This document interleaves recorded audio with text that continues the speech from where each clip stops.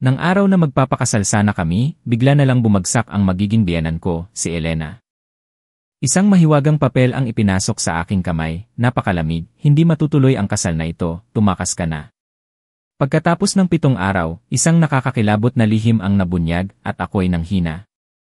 Araw na yun sa Manila, tila nakangiti rin ang araw.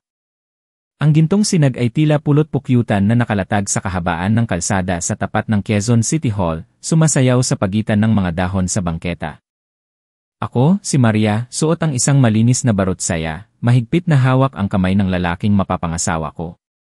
Siya, si Paulo Reyes. Ang puso ko'y parang nagpipista sa lakas ng tibok, halo ang saya at kaba. Ilang minuto na lang mag-asawa na kami. Isang mahalagang yugto ng buhay. Tumingin si Paulo sa akin, ang kanyang mga mata ay nagniningning sa ngiti. Ganoon pa rin siya, laging gwapo at formal. Ang anak ni Direktor Eduardo Reyes, ang pinuno ng isa sa pinakapinagkakatiwalaang pribadong ospital sa buong lungsod. Siya ang dream guy ng maraming babae. Pero ako, isang babaeng simple lang ang pamilya, ang pinili niya. Ang aming 2 taong pag-ibig ay naging matamis at ngayon, ang bunga ng lahat ng pinangarap ko. Kinakabahan ka ba? Tanong ni Paulo sa akin, ang kanyang mainit na kamay ay marahang pumisil sa aking kamay. Tumango ako, ngumiti ng walang halong tuwa, medyo po. Malapit na akong maging si Aling Reyes, sino ba namang hindi kakabahan? Nang handa na kaming umakyat sa hagdanan ng City Hall, biglang may isang maitim na sasakyan ang huminto sa mismong tapat ng gate. Bumaba si Elena, ang nanay ni Paulo, na may mukhang galit at malamig. Naku, sabi ko sa isip ko, bakit siya nandito sa ganitong oras? Nakasuot si Elena ng isang magandang maroon na barot saya, ngunit ang kanyang mukha ay puno ng tensyon. Mabilis siyang lumapit sa amin, hindi man lang pinansin ang pagbati ko, at hinila si Paulo sa isang sulok, bumulong. Nakatayo ako roon, pakiramdam ko'y naging ekstra, isang invisible na alikabok sa gitna ng sarili kong kaligayahan. Maya-maya'y bumalik si Paulo na may awkward na mukha. Pasensya na, Maria. Sabi ni Mama, dahil mahalagang araw ito, gusto niyang maging perpekto ang lahat. May dala siyang regalo para sa'yo.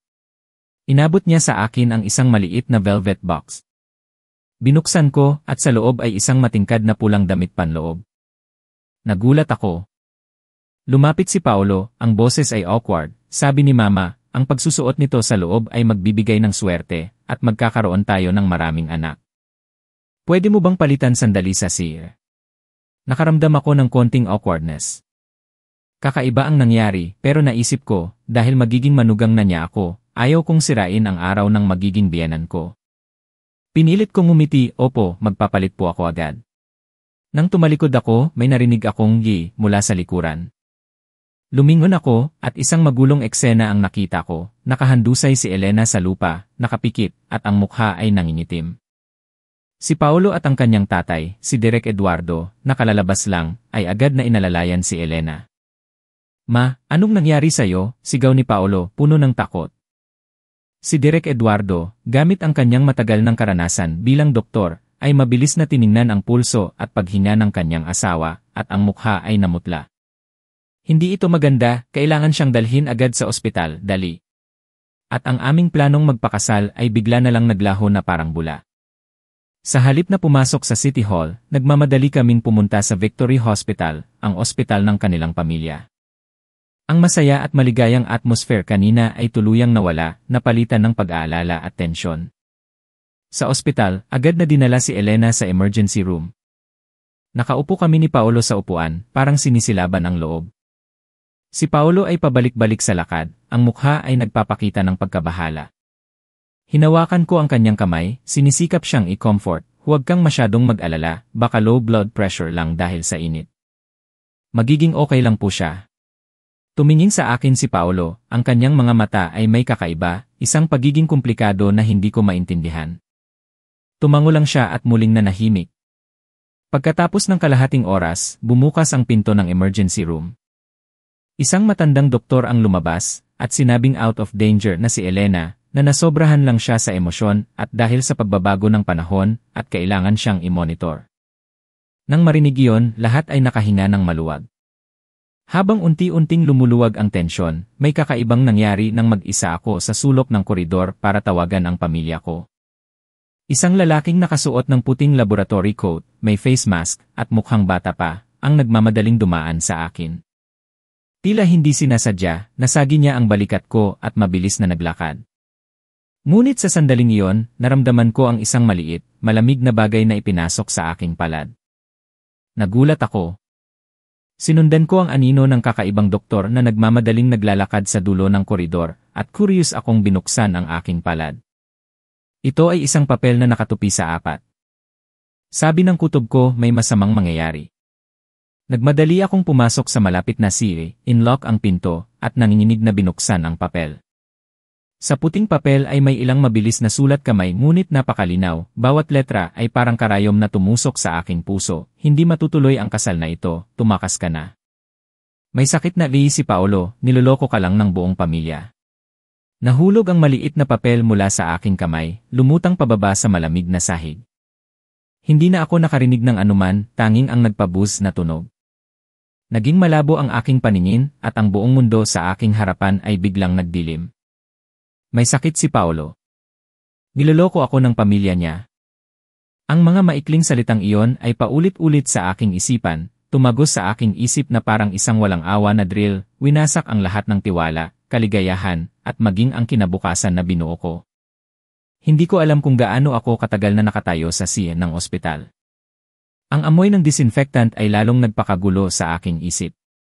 Yumuko ako para pulutin ang papel, binasa ito ng maraming beses.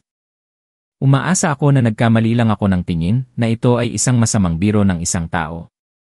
Ngunit hindi, ang bawat linya ay malinaw na lumabas, malamig at walang awa. Ang isang bahagi sa akin ay sumisigaw na ito ay walang kabuluhan. Si Paolo, ang lalaking mahal na mahal ko, na may malusog at gwapong hitsura, paano siya magkakaroon ng ganoong sakit?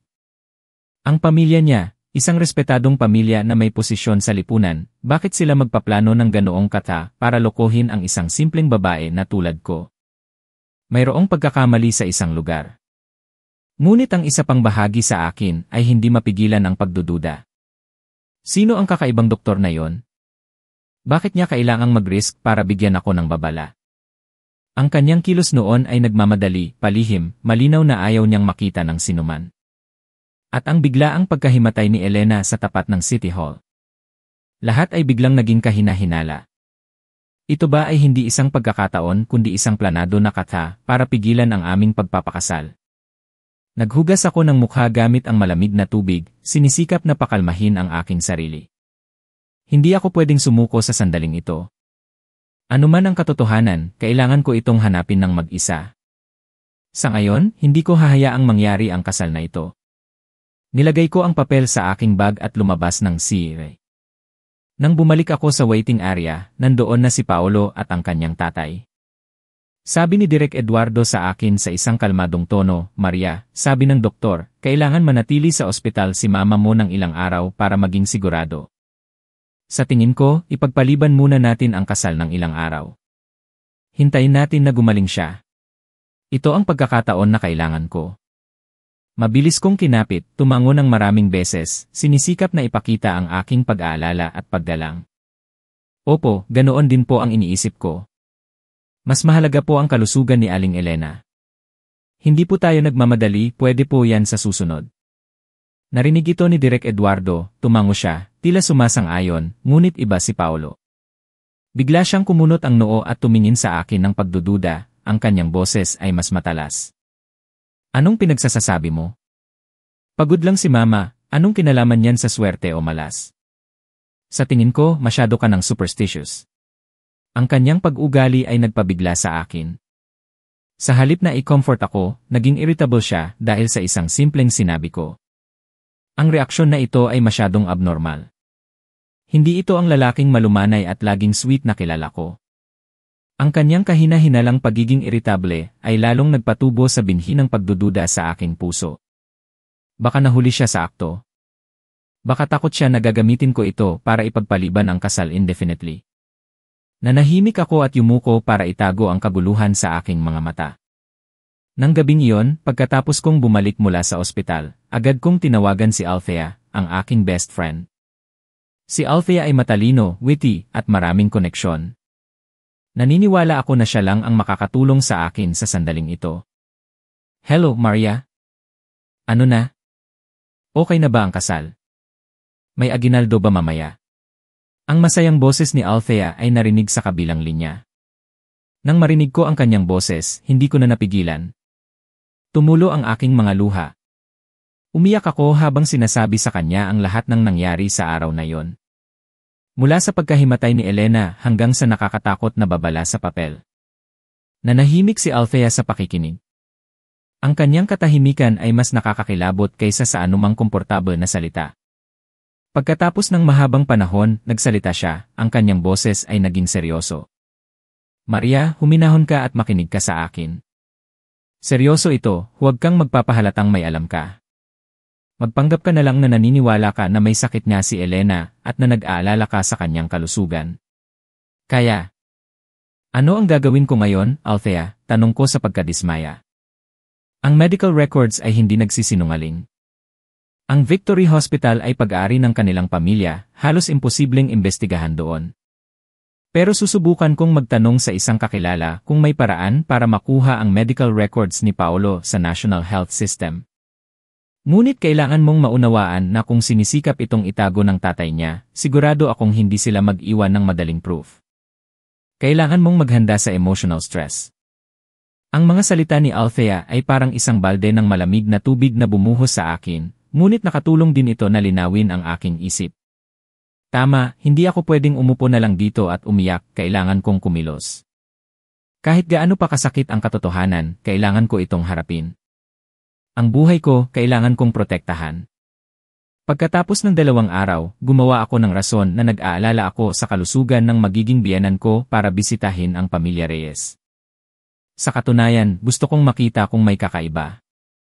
Ang mansyon ng pamilya nila ay nasa isang mahal na subdibisyon, laging tahimik at parang malayo. Sa pagpasok ko sa mataas na gate, pakiramdam ko'y pumasok ako sa ibang mundo, isang mundong puno ng mga lihim na hindi ko pa alam. Ang nagbukas ng pinto para sa akin ay ang ate ni Paolo, si Teresa. 3 taon siyang mas matanda kay Paolo, hiwalay na, at ngayon ay nakatira sa kanyang mga magulang. Mula sa unang pagkakakita namin, naramdaman ko na ang hindi pagiging welcome niya.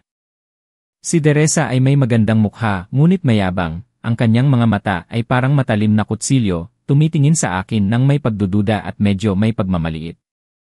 Hindi niya ako kailanman tinuring na karapat-dapat na manugang.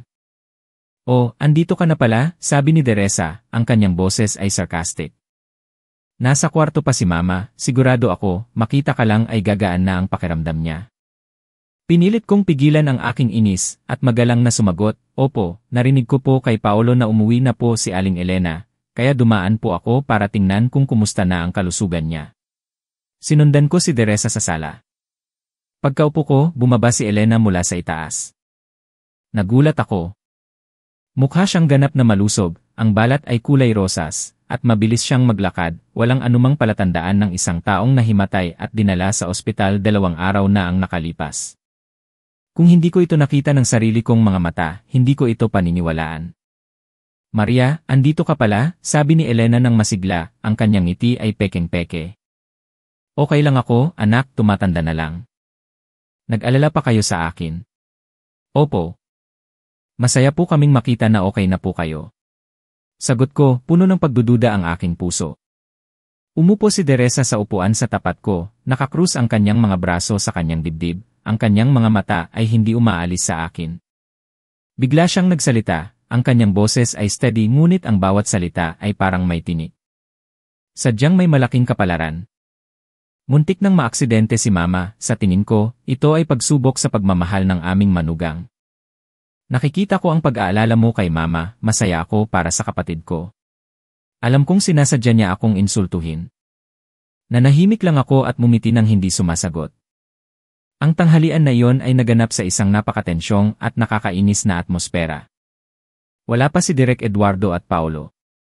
Nasa mesa lang ang 3 babae. Si Elena ay patuloy na nag-aalok sa akin ng pagkain, nagtatanong ng kung ano-anong bagay, nagpapanggap na isang maunawain na biyenan. Samantala, si Teresa ay nagbibitaw ng mga makabuluhang salita. Minsan ay sinasabi niya na simple lang akong magsuot, minsan ay sinasabi niya ang tungkol sa pagiging fit ng pamilya. Ang aming pamilya ay hindi ganoon kalaki, ngunit may mataas na posisyon sa lipunan. Ang pagiging manugang sa pamilyang ito ay hindi lang tungkol sa pagluluto at pag-aalaga sa pamilya, kundi pati na rin sa pagiging marunong sa social relationships at pagpapanatili ng reputasyon ng pamilya. May mga bagay na kahit alam mo ay kailangan mong magpanggap na hindi mo alam. Nauunawaan mo ba ang ibig kong sabihin? Habang nagsasalita si Teresa, kinukuha niya ang isang piraso ng mansanas gamit ang tinidor, ang kanyang matalim na mata ay nakatingin sa akin. Ang puso ko ay biglang kinabahan. Ang sinabi niya ay malinaw na may ipinahihiwatig na bagay. Alam niya ba na nagdududa ako o ito ay isang simpleng babala para sa isang magiging manugang? Nagpanggap ako na hindi ko naintindihan at inosenteng sumagot, "Opo, ang mga sinabi niyo po ay tatandaan ko." Matapos ang hapunan, nagpaalam ako. Nang papalabas na ako, hinawakan ni Elena ang aking kamay, "Maria, huwag kang magmadali sa kasal. Pagkatapos ng ilang oras, pipili tayo ng isang magandang araw. Ang mahalaga, kailangan mong alagaan ang kalusugan mo, palakasin mo ang sarili mo." Ang kanyang mga salita ay tila nag-aalala, ngunit pinatakot ako. Bakit ko kailangang palakasin ang sarili ko? Baka may hinihintay sila mula sa akin. Sa tuwing naiisip ko, pakiramdam ko'y ang pamilyang ito ay parang isang pugad ng mga ahas. Bawat isa sa kanila ay may mga nakatagong lihim at nakakatakot na plano. Kailangan kong maging maingat. Kung hindi, sa isang maling galaw, kukunin nila ako nang hindi ko namamalayan. Pagkatapos ng mga araw na yon, lagi akong nasa estado ng tensyon at pag-ingat. Panatilihin ko ang normal na pag-ugali kapag kausap si Paolo sa telepono, nagpapanggap na isang masunurin at magalang na babae sa harap ng kanyang pamilya, ngunit ang aking puso ay hindi kailanman tahimik. Wala pa ring impormasyon si Althea. Sabi ng kaibigan niya, ang medical records ni Paolo ay nasa special security list sa ilalim ng kahilingan ni Direk Eduardo, at ang mga outsiders ay hindi makakakuha ng access. Ito ay lalong nagpatibay sa aking paniniwala na ang papel na iyon ay nagsasabi ng katotohanan. Kung walang masama, bakit nila kailangang gawin yon? Nawalan ako ng pag-asa. Alam kong hindi ako pwedeng umasa sa tulong mula sa labas. Kailangan kong maghanap ng proof ng mag-isa. At ang tanging lugar na maaaring magtago ng lihim na iyon ay ang kwarto ni Paolo. Gumawa ako ng rason na gusto kong maglinis ng kwarto at ayusin ang ilang personal na gamit na dinala ko sa bahay niya, at nakipagkita ako kay Paolo sa isang hapon sa linggo. Sinadya kong pumili ng oras na alam kong wala sina Direk Eduardo, Elena at Teresa. Nang marinig iyon ni Paolo, masaya siyang sumang-ayon. Sinabi pa niya sa akin na mag-feeling at home ako. Hindi niya alam na hindi ako pumunta bilang kanyang magiging asawa kundi bilang isang tao na naghahanap ng katotohanan. Pagpasok sa kwarto ni Paolo, may kakaibang pakiramdam na lumukob sa akin. Ang malaking kwarto ay simpleng inarrange, ngunit maganda. Ang lahat ay napaka-order, malinis, hanggang sa punto na nakakabahala. Walang alikabok, walang bagay na nasa maling posisyon. Ngunit ang pinakanapansin ko ay ang mahina na amoy sa hangin. Hindi ito ang amoy ng panlalaking pabango na karaniwang ginagamit ni Paolo, kundi ang amoy ng disinfectant, katulad ng amoy sa ospital. Sabi ng aking kutob, kailangan kong kumilos ng mabilis. Nagsimula akong maghanap. Hinalukay ko ang closet, tiningnan ang bawat drawer sa desk, at tiningnan pa maging ang banyo, ngunit lahat ay walang silbi, walang anumang kakaiba. Nang halos sumuko na ako, ang aking mga mata ay aksidenteng tumigil sa ilalim ng kama. Sa isang sulok, nakatago ang isang maliit na itim na metal na kahon na may combination lock. Ang puso ko ay tumatakbo, sigurado ako, ito na yon.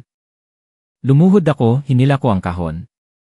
Ang kahon ay nakalock sa pamamagitan ng 4 na numero. Sinubukan kong ilagay ang mga numerong mahalaga sa kanya.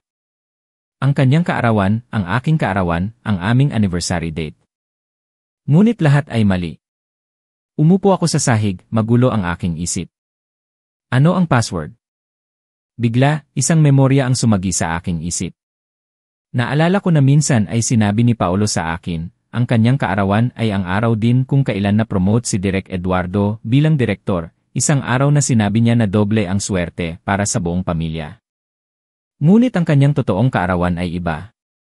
Sinadya ni Elena na ilagay ang kanyang kaarawan sa birth certificate para mag-match sa espesyal na araw na yon. Isang ideya ang lumabas, baka ang password ay ang kanyang totoong kaarawan. Isang numero na alam lang niya at ng kanyang pamilya. Nanginginig akong pinindot ang mga numero na yon.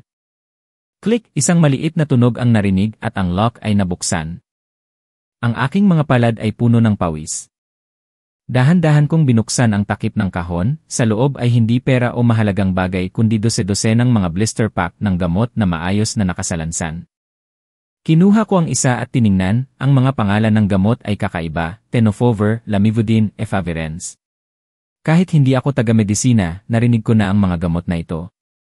Mabilis kong kinuha ang aking telepono at kinuhanan ng litrato ang pangalan ng bawat gamot at agad na ipinadala kay Althea. Ilang minuto lang, ang mensahe ni Althea ay bumalik, maikli ngunit sapat na para tuluyan akong masira. Maria, ito ang mga antiviral drugs na ginagamit sa treatment protocol para sa mga taong may lay. Nahulog ang telepono mula sa aking kamay, tumama sa sahig, at gumawa ng isang malakas na ingay. Ito na, tapos na ang lahat. Ang papel na yon ay hindi isang biro. Ang babala ay totoo. Ang lalaking mahal na mahal ko, ang lalaking ipinagkatiwala ko ang buong buhay ko, ay may nakamamatay na sakit. At ang kanyang buong pamilya, alam nila ang lahat. Nagtulungan silang gumawa ng isang perpektong plano para lokohin ako, para itulak ako sa isang kasal na parang kamatayan. Ang sakit, galit, at pakiramdam ng pagtataksil ay bumabalot sa aking puso, na tila punitin ang aking dibdib. Nang nakaupo ako sa sahig, walang laman ang isip at nanginginig ang buong katawan, bigla akong nakarinig ng isang sasakyan na pumasok sa driveway. Ang puso ko ay parang tumigil sa pagtibok. Sino ang bumalik?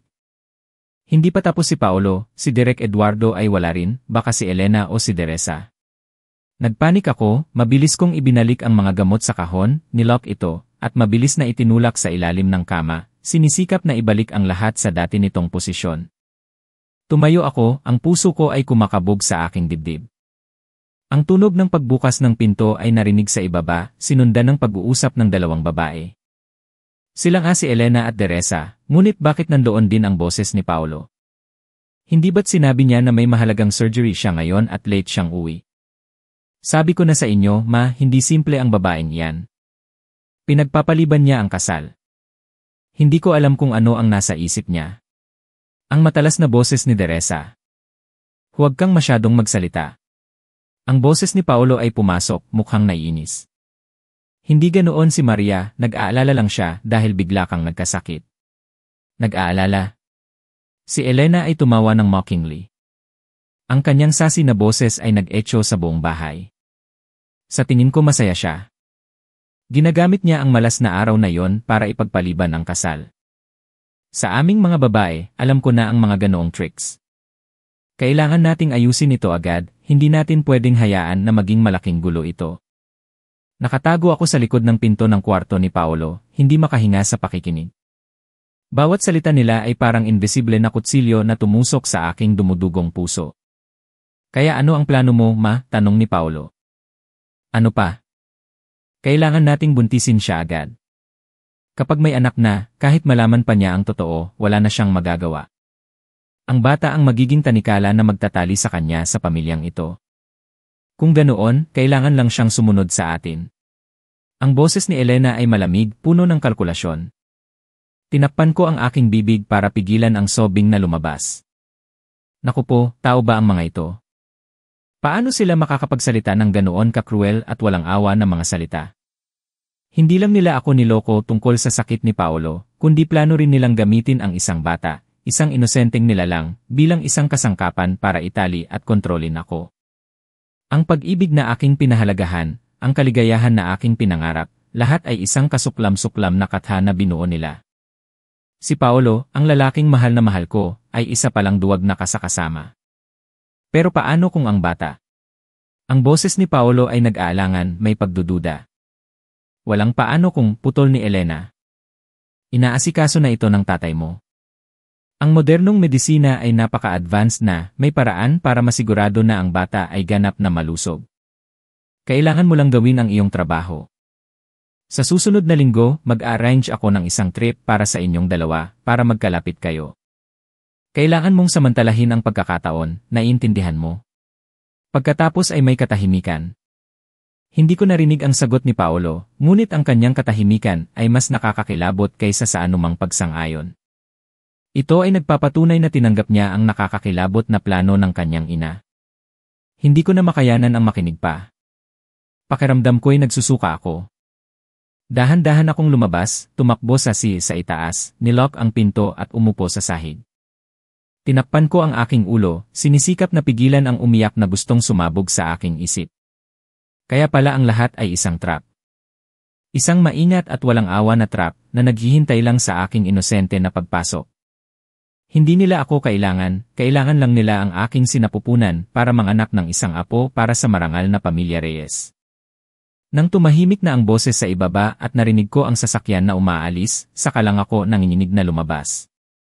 Mabilis kong kinuha ang aking mga gamit, hindi nag-iwan ng anumang bakas. Bago ako umalis sa kwarto, na dating puno ng aming matatamis na alaala, huminto ako ng isang segundo, tiningnan ko itong huling beses. Ang aking pag-ibig ay namatay sa lugar na ito. At mula sa abo na yon, isang mas malakas na emosyon ang lumalabas, galit. Hindi ako tatakas. Hindi ko sila hahayaang magtagumpay. Gagawin ko silang magbayad sa lahat ng ginawa nila sa akin. Pagkatapos umalis sa mansyon ng pamilya Reyes, hindi ako umuwi agad kundi naglakad-lakad sa kalsada. Ang buong mundo sa aking loob ay ganap na bumagsak. Wala na akong luha para umiyak, tanging walang laman at matinding galit ang naiwan. Ano ang gagawin ko? Ay report ko ba sa pulis? Wala akong hawak na proof maliban sa isang kahon ng gamot at isang conversation na narinig ko. Madali silang magdedeni at baka kasuhan pa ako ng slander. Nang naramdaman ko ang matinding pagkadismaya, naisip ko ang kakaibang doktor sa ospital. Siya lang ang tanging nakakaalam ng totoo at sinikap akong bigyan ng babala. Siya ang aking huling hope. Pero paano ko siya mahahanap? Hindi ko alam ang kanyang pangalan, hindi ko alam kung anong department siya nagtatrabaho. Ang papel ay may ilang linya lang ng babala, walang contact information. Tinawagan ko si Althea at sinabi ko sa kanya ang konspirasyon na narinig ko. Galit na galit si Althea, nagmura siya at sinabing, mga walang hiya. Maria, huwag kang matakot, sasamahan kita hanggang sa dulo. Ngayon, ang pinakamahalagang bagay ay hanapin ang doktor na yon. Pagkatapos ng ilang pag-isip, may naisip si Althea. Nang araw na yon sa ospital, naalala mo ba kung ano ang hitsura niya? Mayroon ba siyang remarkable features? Sinubukan kong alalahanin ang lahat. Medyo bata pa siya, matangkad, nakasuot ng puting lab coat, at may face mask kaya hindi ko makita ng malinaw ang kanyang mukha. Pero naaalala ko na sa kaliwang manggas niya ay may isang maliit na pilat na parang hugis bituin. Okay, isang star-shaped scar. Ito ay isang mahalagang clue, sabi ni Althea nang may katiyakan. May pinsan ako na head nurse sa Victory Hospital. Hihingan ko siya ng tulong para alamin kung may bata ba silang doktor na may ganoong karakteristik. Hintayin mo lang ang update ko. Kinabahan ako sa paghihintay buong araw. Sa wakas ay tumawag din si Althea, nahanap ko na. Ang pangalan niya ay Jose. Si Dr. Jose de la Cruz, nagtatrabaho sa Infectious Diseases Department. Sabi ng pinsan ko, napakahusay niya ngunit straightforward siya, hindi siya submissive, kaya hindi siya gusto ng mga management. Kamakailan lang, nagpasa siya ng resignation letter.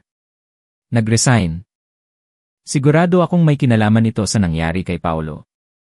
Baka ayaw na niyang maging kaso sa pamilya Reyes, kaya nagpasya siyang umalis. Ito ay lalong nagpatibay sa aking tiwala sa kanya. Kinuha ni Althea ang numero ni Dr. Jose. Kinuha ko ang lahat ng aking lakas at tinawagan ko siya. Sa kabilang linya ay may isang malalim at mainit na boses. Hello, hello. Hello, pasensya na po. Si Dr. Jose de la Cruz po ba ito? Kinakabahan akong nagtanong. Opo, ako nga. Sino po ito? Ako po si Maria, ang fiancé ni Paolo Reyes. Noong isang araw po sa ospital, ang doktor ay nagbigay sa akin ng isang papel. Ang kabilang linya ay nanahimik sa loob ng ilang segundo, naramdaman ko ang kanyang pagkagulat. Pagkatapos ay nagsalita siya, ang kanyang boses ay mas mahina, naiintindihan ko. Kailangan nating mag-usap ngunit hindi sa telepono. Bukas ng hapon, 3 ng hapon, sa National Library, sa medical section. Pumunta ka ng mag-isa. Pagkatapos, binaba niya ang telepono. Ang kanyang pag-iingat ay nagpakita sa akin ng kaseryosohan ng bagay. On time, dumating ako sa library, at nakita ko siya na nakaupo sa isang isolated na sulok, sa harap ay isang mataas na stack ng medical books. Hindi siya nakasuot ng lab coat kundi isang simpleng shirt. Nang lumapit ako, itinaas niya ang kanyang ulo, at inalis ang kanyang face mask. Mayroon siyang gentle, intellectual na mukha, ang kanyang mga mata ay maliwanag at firm. "Hello, upo ka," sabi niya ng mahina. Umupo ako sa tapat niya, puno ng pagkalito. "Salamat po, doktor, sa pagbibigay sa akin ng babala. Kung hindi po dahil sa inyo, baka ngayon." Kinaway ni Jose ang kanyang kamay, "Huwag mo akong tawaging doktor. Aalis na ako. Tawagin mo na lang akong Jose. Kailangan ko itong gawin. Hindi ko pwedeng ipikit ang aking mga mata sa ganitong krimen." Sinabi niya sa akin na siya ay isa sa mga unang doktor na nag-treat kay Paolo nang madiagnose siya. Pero pagkatapos noon, ginamit ni Direk Eduardo ang kanyang power para mag-interfere. Ipinasira niya ang lahat ng original medical records, gumawa ng isang peking medical records na malinis, at pinilit ang lahat ng mga involved medical staff na pumirma ng non-disclosure agreement. Siya ay isang matalinong matanda, sabi ni Jose, ang kanyang boses ay puno ng galit. Ginawa niyang sarili niyang kingdom ang ospital, kung saan maaari niyang itago ang lahat ng krimen ng kanyang pamilya. Pagkatapos ay itinulak niya sa akin ang isang manipis na folder. Ito ang tanging bagay na nasave ko, isang copy ng ilang initial test results at ang prescription ni Paolo. Hindi ito complete medical records, ngunit sapat na para patunayan na hindi siya malusog. Nanginginig kong hinawakan ang folder. Ito na ang proof na kailangan ko. Kahit isang maliit na bahagi lang, ito ay isang matalim na sandata para labanan ang kasinungalingan ng pamilya Reyes. "Bakit? Bakit mo ako tinutulungan?" Tumingin ako sa kanya, puno ng pasasalamat. Tumingin si Jose sa labas ng bintana, ang kanyang mga mata ay malayo.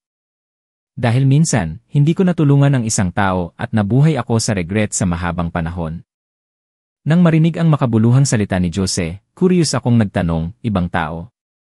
Ano po ang ibig niyong sabihin?"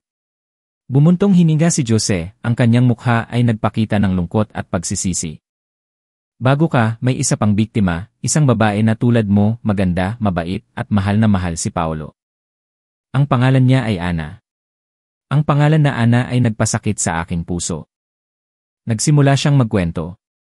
Si Ana ay girlfriend ni Paolo mga 3 taon na ang nakakaraan. Noon ay alam na ni Paolo ang kanyang sakit, ngunit sinadya niya itong itago. Mayroon silang malalim na pag-ibig at nagpaplano na ring magpakasal. Ngunit nalaman ni Ana ang totoo nang hindi sinasadya. Nahanap niya rin ang mga blister pack ng ETH drugs na itinago ni Paolo. Gumawa siya ng gulo, patuloy ni Jose. Pumunta siya sa ospital para hanapin ako. Noong panahong iyon, ako ang attending physician ni Paolo. Umiyak siya ng husto, humiling sa akin na maging witness. Ngunit alam mo naman, noon ay isa lang akong fresh grad na doktor, at si Direk Eduardo ay napaka-powerful. Natakot ako. Ang management ng ospital ay nagbigay ng pressure. Ginamit ng tatay ni Paolo ang pera at threats. Sabi niya, kung magsasabi ako ng kahit ano, matatapos ang aking career, at maging ang aking pamilya ay hindi magiging tahimik. Ang boses ni Jose ay bumaba, puno ng pagpuna sa sarili. Sa huli, pinili kong manahimik. At si Ana, siya ay pinilit ng pamilya Reyes. Ginamit nila ang pera para manahimik ang pamilya niya, ginamit ang power para siraan siya sa social media, ginawa siyang gold digger, at pinagbintangan siya. Hindi niya kinaya ang pressure, at ang kanyang pamilya ay napilitang ibenta ang kanilang bahay, at tahimik na umalis sa lungsod na ito. Simula noon, wala nang nakarinig ng balita tungkol sa kanya. At ang pinakamasama, nahawaan din siya ni Paolo. Ang kwento ni Jose ay nagulat sa akin. Kaya pala hindi ako ang unang biktima. Kaya pala ang cruelty at evilness ng pamilya Reyes ay matagal na. Hindi lang nila sinira ang buhay ng kanilang anak, kundi walang awa rin nilang sinira ang buhay at kalusugan ng ibang inosenteng babae para protektahan ang kanilang reputasyon at posisyon. Ang galit sa akin ay lalong lumalaki. Hindi lang ito ang aking kwento, kundi pati na rin kay Ana at marahil sa maraming iba pang babae na hindi ko alam. Pasensya ka na, sabi ni Jose, pinutol ang aking pag-isip. Sana naging mas matapang ako. Kung naging matapang ako noon, baka hindi mangyayari sa'yo ito ngayon. Wala kang kasalanan. Sagot ko, ang aking boses ay matatag. Ang kasalanan ay nasa mga taong walang awa. Ngayon ay hindi ang oras para mag-self-pity. Sinabi mo sa akin ang totoo, binigyan mo ako ng proof, sapat na yon. Hindi ko hahayaang maulit ang tragedy ni Ana. Nang makita ang aking determination sa aking mga mata, mukhang nagulat si Jose, ngunit tumango siya. Ano ang plano mo?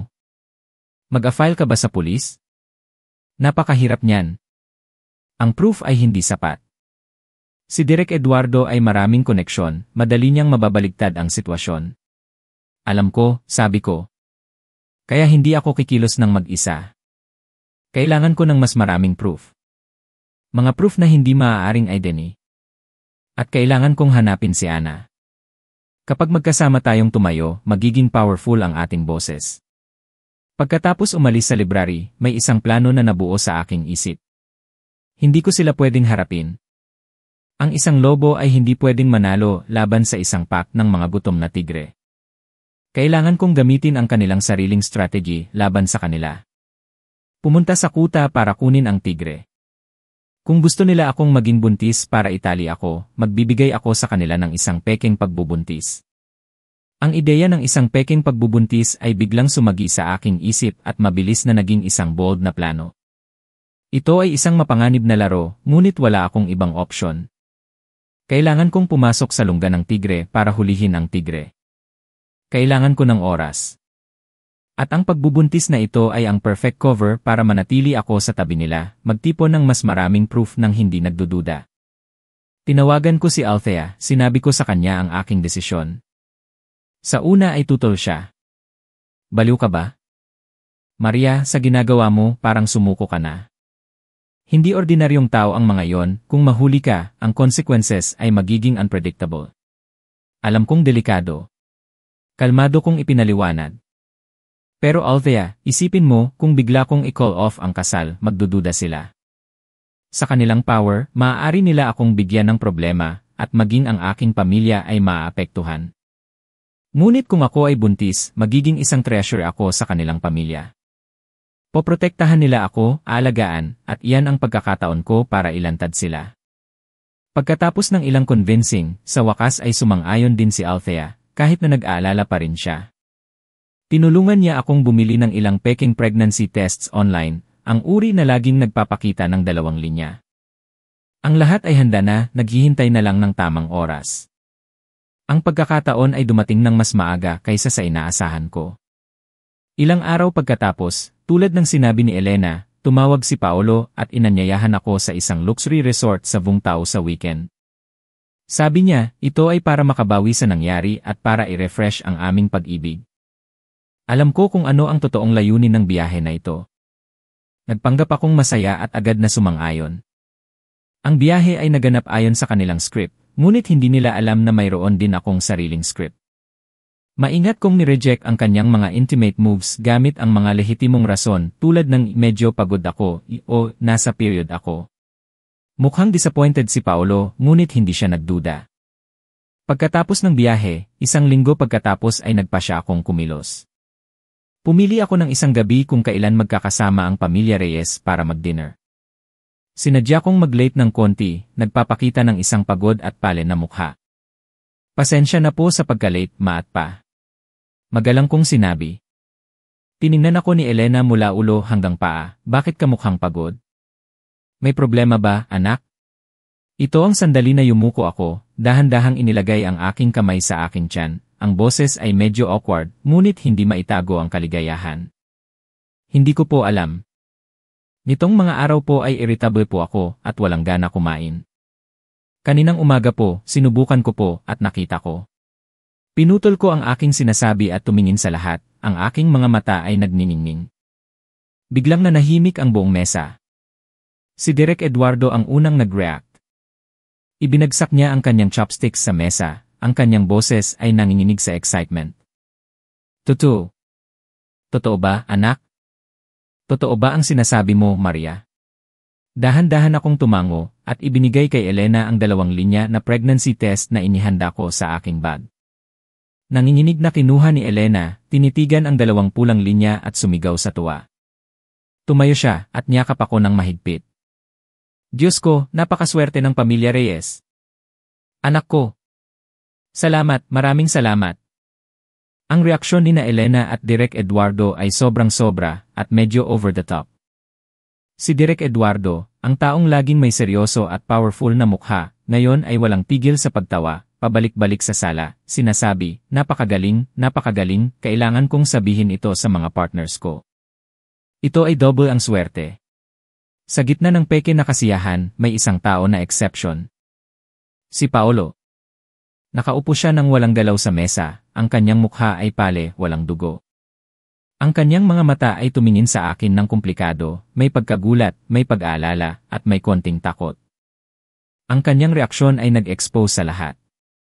Alam niya ng mas mahusay kaysa sa sinuman kung ano ang mga panganib na maaaring kaharapin ng bata na ito.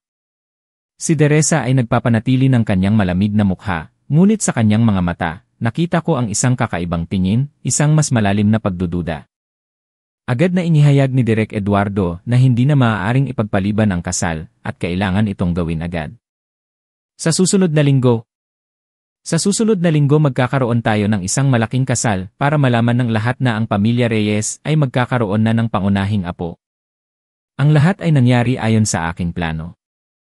Ang laro ay nagsimula na. Matagumpay akong nakapasok sa kanilang lungga. Ang tunay na labanan ay nagsisimula na ngayon. Matapos kong ipahayag ang magandang balita, ang aking buhay ay nagbago ng 180 degrees. Ako ay trinate ng pamilya Reyes na parang isang reyna. Araw-araw ay tumatawag si Elena, nag-aalala at nagbibigay ng mga instructions. Mula sa pagkain, paglalakad, hanggang sa pagtulog, nagluluto pa siya ng masustansyang pagkain at pinapadala sa bahay ko. Ang bigla at sobrang-sobra na pag-aalala na ito ay hindi nag-touch sa akin, kundi nandidiri lang ako.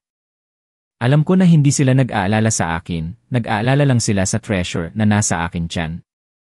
Ilang araw pagkatapos, tumawag si Direk Eduardo, sinasabi na may special gift ang buong pamilya na gusto nilang ibigay sa akin at sa magiging apo. Sinabi niya sa akin na makipagkita sa isang address sa Ayala Alabang, isang lugar na sikat sa mga mamahaling mansyon. Ang magandang sasakyan ni Direk Eduardo ay huminto sa harap ng isang napakagandang puting mansyon, may malaking bakuran at isang asul na swimming pool. Bumaba si Direk Eduardo at Elena mula sa sasakyan, nagbibigay ng isang maliwanag na ngiti at ibinigay sa akin ang isang bunch of keys. Maria, ito ang regalo namin sa inyong dalawa ng bata. Sabi ni Elena, ang boses ay matamis. Pagkatapos ng kasal, lilipat kayong dalawa dito. Ang malaki at spacious na lugar ay mas maganda para sa paglaki ng aming apo. Nagpanggap akong nagulat at natouch, sinasabi ang aking pasasalamat, ngunit sa aking puso ay may isang nakakakilabot na lamig. Handa silang gumastos ng milyon-milyong piso para bumili ng isang mansyon, lahat ay para lang itali ako. Matapos akong itour sa mansyon, inanyayahan ako ni Direk Eduardo na umupo sa mamahaling sofa sa sala. Kinuha niya sa kanyang briefcase ang isang makapal na folder at inilagay sa mesa. Maria, ito ang mga documents ng bahay, pinasa ko na sa pangalan mo. May isa pa akong gusto mong tingnan. Sabi niya sa isang kalmado ngunit powerful na boses. Ito ang prenuptial agreement. Moderno na tayo ngayon, mas maganda kung malinaw ang lahat mula sa simula. Hindi ba? Prenuptial agreement. Ang puso ko ay biglang lumaktaw. Kinuha ko ang folder at binaligtad ang bawat pahina. Sa loob ay ang mga terms na naingat na binuo gamit ang mga komplikadong legal terms. Ngunit naintindihan ko pa rin ang pangunahing content. Hindi ito isang ordinaryong prenuptial agreement. Ito ay isang buying and selling agreement, isang sinapupunan selling agreement. Ang mga terms ay malinaw na nagsasabi na kung manganganak ako ng isang malusob na bata, lalo na dapat itong matest sa Victory Hospital, ako ay opisyal na magmamay-ari ng mansyon na ito, makakatanggap ng bonus na hanggang 1 milyong piso at magkakaroon ng maliit na share sa ospital. Sa kabilang banda, kung ang bata ay hindi malusog o kung hindi ako makakabuntis, ang agreement ay agad na mawawalan ng bisa. Aalis ako ng walang anumang ari-arian.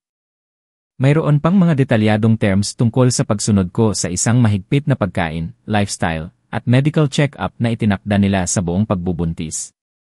Habang binabasa ko, lalong nanginginig ang aking kamay sa galit. Ginawa nilang isang walang awa na transaksyon ang pagbubuntis, isang bagay na dapat ay sagrado. Para sa kanila, ako ay walang pinagkaiba sa isang breeding machine, isang kasangkapan para mapanatili ang kanilang lineage. Nang ibinaligtad ko ang huling pahina, isang pangalan ang nakita ko na nagpabigla sa akin. Sa seksyon ng witness, sa tabi ng signature ng lawyer, ay isang pangalan na malinaw na nakatype, Ana. Ana? Bakit si Ana? Hindi ako makapaniwala sa aking mga mata. Bakit ang pangalan ng dating biktima, ang taong sinira nila ang buhay ay andito? Hindi ito maaaring coincidence. Ito ay isang nakatagong babala. Ginagamit nila ang pangalan na ito para bigyan ako ng leksyon, para ipaalala sa akin ang kapalaran ng nauna sa akin, para ipaalam sa akin na may kapangyarihan silang kontrolin ang buhay ng sinuman. Tiwala sila na hindi ko alam kung sino si Ana at ang pangalan na yon ay isang simpleng pangalan lang. Ngunit nagkamali sila. Ang kanilang arrogance at cruelty ay nagbigay sa akin ng pinakamahalagang piece of evidence. Tumingin ako sa itaas, sinisikap na itago ang pagkagulat sa aking puso, nagtanong ako ng inosente. Pa, sino po ang witness na may pangalang Ana? Si Direk Eduardo ay uminom ng tsaa, at kalmadong sumagot, isang dating kakilala lang ng pamilya, hindi mahalaga. Basahin mo ng mabuti ang agreement, kung wala kang tanong, pirmahan mo na ito. Kinuha ko ang ballpen, ang aking kamay ay medyo nanginginig. Alam ko, kapag pinirmahan ko ang agreement na ito, opisyal akong papasok sa death game na itinakda ko mismo. Ngunit wala na akong backup. Pinirmahan ko ang aking pangalan sa papel, isang matatag na pirma. Mula sa sandaling ito, hindi na ako ang inosenteng Maria noon. Matapos kong umalis sa mansyon, ang unang ginawa ko ay tawagan agad si Jose. Sinabi ko sa kanya sa telepono, sa isang nagmamadali na boses, sinisikap na pigilan ang aking excitement. Jose, may napakahalaga akong kailangang sabihin sa iyo, kailangan kitang makita agad. Nagkita kami ulit sa library, sa familiar na sulok.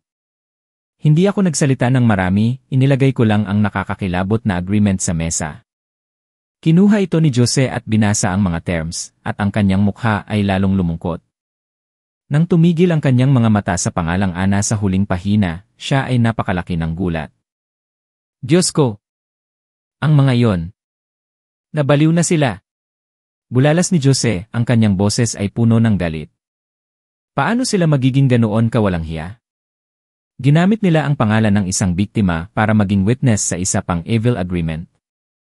Ito ay isang malinaw na threat, isang insulto para sa iyo at kay Ana. Ganoon din po ang iniisip ko. Sagot ko. Ngunit ang kanilang arrogance ay ang ating pagkakataon. Jose, kailangan nating hanapin si Ana. Kailangan natin siyang hanapin. Siya ang living witness, ang pinakamalakas na proof ng krimen ng pamilya Reyes. Tumango si Jose, ang kanyang mukha ay puno ng determination. Tama ka. Nagpakaduwag na ako minsan. Sa pagkakataong ito, hindi ko hahayaang magdusa ang aking konsensya. Gagamitin ko ang lahat ng aking old connections para hanapin siya. Kahit halukayin ko pa ang buong lungsod, kailangan ko siyang hanapin. Ang mga sumunod na araw ay ang pinakamahaba sa aking buhay. Nabuhay ako sa paghihintay at pag-aalala. Kailangan ko pa ring gampanan ang papel ng isang mabait na manugang, isang masayang yaong momtobe. Araw-araw ay kailangan kong harapin ang peke na pag-aalala ng pamilya Reyes, lunukin ang masustansyang pagkain na dinala ni Elena habang ang aking loob ay napakasakit. Sa huli, pagkatapos ng halos isang linggo ng walang tigil na paghahanap, nagdala ng magandang balita si Jose. Nahanap niya si Ana. Hindi siya umalis sa lungsod tulad ng iniisip ng lahat, kundi nagpalit lang ng pangalan at namuhay ng tahimik sa isang suburban district. Baka patago siyang nanonood sa kanyang mga kaaway. Nag-arrange si Jose ng isang secret meeting para sa amin sa isang maliit, tahimik na coffee shop. Nang dumating ako, nakaupo na si Jose doon. Maya-maya, isang babae ang pumasok, payat lang, nakasuot ng sunglasses at face mask na halos takpan ang kanyang mukha, ngunit naramdaman ko ang pagod at malalim na lungkot na nanggagaling sa kanya. Si Ana nga iyon. Ang unang pagpupulong ay naganap sa katahimikan. Nakaupo si Ana sa tapat ko, hindi siya nagsasalita, tumitingin lang sa akin nang may pagdududa at sakit. Baka sa kanyang mga mata, ako ay katulad din niya ilang taon na ang nakakaraan, isang inosenteng moth na dire-diretsong lumilipad sa apoy. Hindi ko alam kung saan magsisimula, inilagay ko lang ang agreement sa mesa, itinulak ito sa kanya. Tiningnan ni Ana at nang makita niya ang kanyang pangalan doon, ang buong katawan niya ay tumigas. Inalis niya ang kanyang sunglasses at face mask. Ang kanyang mukha ay maganda ngunit pale, ang kanyang mga mata ay malalim dahil sa sleep deprivation. Ngunit ngayon, ang mga mata na iyon ay may apoy ng paghihiganti. Mga walang puso. Umisi siya, ang kanyang boses ay nanginginig. Hanggang ngayon ay hindi pa rin nila ako tinantanan. Nang makita ko ang kanyang reaksyon, alam kong nasa tamang direksyon ako. Nagsimula akong magkwento ng buong kwento ko, mula sa babala sa papel, ang kahon ng illegal drugs, hanggang sa konspirasyon na narinig ko at ang pekeng pagbubuntis. Sinabi ko ito sa pamamagitan ng luha, inilabas ang lahat ng sakit, galit, at ang aking determination na maghiganti. Nakikinig si Ana, walang sinabi. Nang matapos ako sa kwento, inabot niya ang kanyang kamay at hinawakan ang aking kamay. Ang kanyang kamay ay malamig ngunit nagbigay sa akin ng kakaibang lakas. Naiintindihan ko, sabi niya, ang kanyang boses ay mas kalmado. Naranasan ko rin ang lahat ng iyan. Pero mas matapang ka kaysa sa akin noon, hindi ka tumakas. Isang bagay na hindi inaasahan ang nangyari. Nag-reveal si Ana ng isang lihim na hindi alam ni Jose. Hindi siya sumuko. Sa loob ng 2 taon, patago siyang nagtipo ng proof tungkol sa mga krimen ng pamilya Reyes. Hindi ako nag-give up, sabi ni Ana, ang kanyang mga mata ay matalim. Kailangan kong gawin silang magbayad. Nakipag-ugnayan siya sa iba pang mga babae, ang mga dating biktima rin ni Paolo. Mayroon din siyang inside source sa Victory Hospital. Alam ko na mas maraming masasamang bagay ang ginagawa nila. Nang marinig ito, pareho kaming nabigla ni Jose. Kaya pala hindi kami nag-iisa. Isang unplanned alliance ang nabuo. Ako, si Ana, at si Jose, 3 tao na may iba't ibang kapalaran, ngunit may parehong kaaway at isang layunin. Mula sa sandaling iyon, isang alliance of revenge ang opisyal na nabuo. Magkasama kaming lalaban, hindi lang para makuha ang hustisya para sa aming sarili, kundi para rin ilantad ang totoong mukha ng criminal clan na iyon. Sa aming mga sumunod na secret meetings, ibinahagi ni Ana ang mga impormasyon na kanyang natipon sa loob ng 2 taon. Ang magnitude ng mga krimen ng pamilya Reyes ay mas malaki at mas horrible kaysa sa inaakala ko. Ibinigay sa amin ni Ana ang isang maliit na notebook. Sa loob ay nakalista ang pangalan, contact information, at kwento ng 5 iba pang babae. Sila ay dating girlfriends ni Paolo matapos niyang malaman na may sakit siya, at lahat sila ay nagkaroon ng isang malungkot na kapalaran na hawaan ng Lee. Ang ilan ay dahil sa hiya, pinili nilang manahimik, at tahimik na namuhay kasama ang sakit. Ang iba ay nagbalak na mag-file sa kanila, ngunit ginamit ng pamilya Reyes ang pera at power para patahimikin sila. Sila ay tinakot, ang kanilang reputasyon ay sinira, pinilit na manahimik at umalis. Ang notebook na ito ay hindi lang isang listahan ng mga biktima, ito ay isang protesta na puno ng luha. Si Paolo ay hindi isang taong na-stumble into a mistake, sabi ni Ana, ang kanyang boses ay malamig na parang yelo. Siya ay isang demonyo na nagpapanggap na tao. Alam niya ang kanyang sakit, ngunit sinadya pa rin niyang makipag-date sa kung sino-sinong babae. Ang pag-infect niya ng kamatayan sa iba ay isang sakit na libangan. At ang buong pamilya niya, mula kay Direk Eduardo, Elena, hanggang kay Teresa, alam nila ang lahat at sinaklaw nila ang kanyang krimen. Pero hindi iyan ang pinakamalaking evil. Sa pamamagitan ng kanyang source, isang matagal ng nurse na dissatisfied sa Victory Hospital, natuklasan ni Ana ang isang nakakagulat na lihim. Ang Victory Hospital, sa ilalim ng management ni Direk Eduardo, ay hindi lang isang lugar para itago ang sakit ng kanyang anak kundi isang lugar din para sa mga illegal drug trials. Nakikipagtulungan ang kanilang ospital sa ilang foreign pharmaceutical companies na hindi kilala.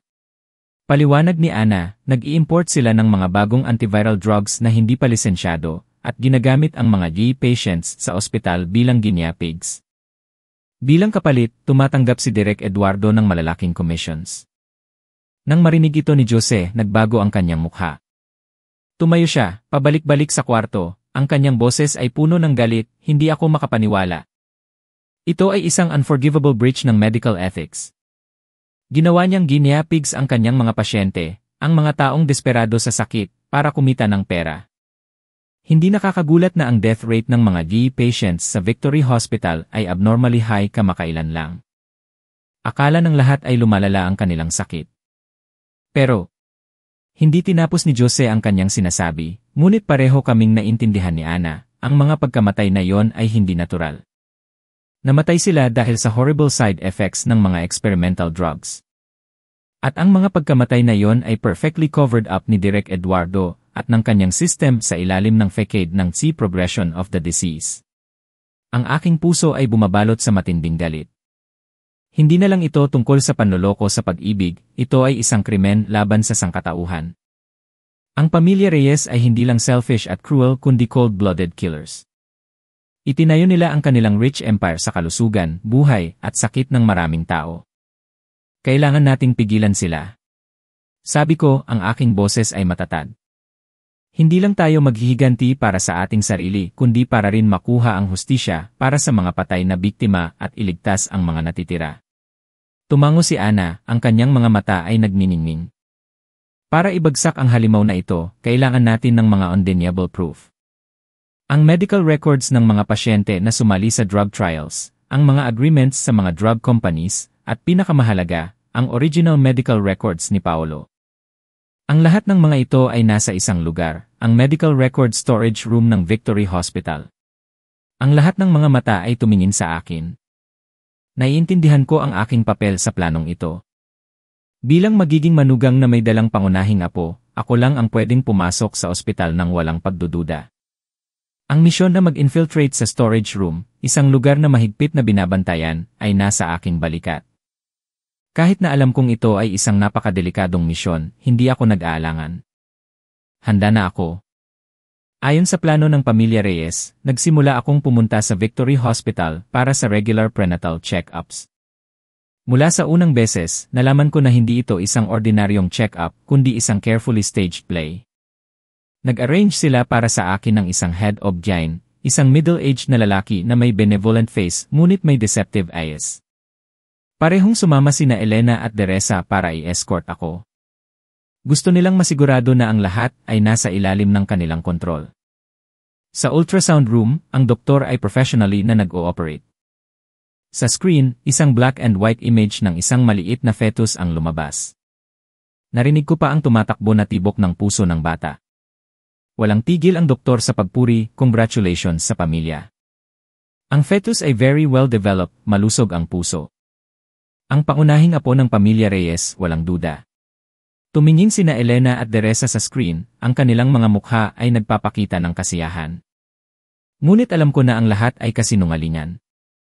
Ang imahe at tunog ay isang replayed video.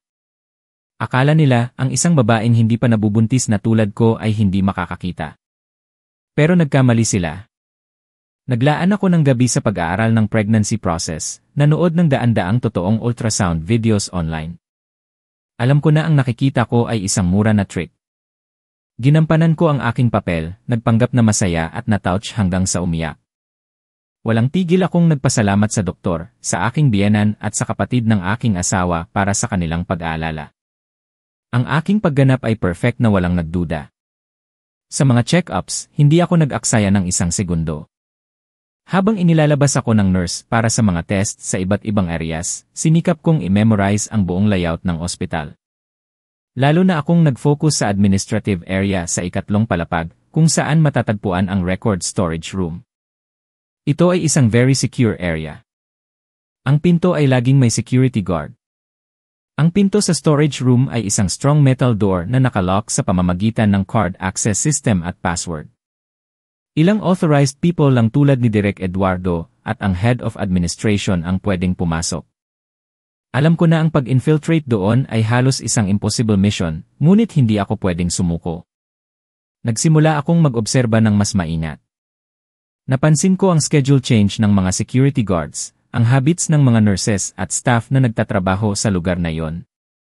Napansin ko na sa lunch break, mula 12 oras hanggang 1 oras 30 minuto ang administrative area ay pinakatahimik.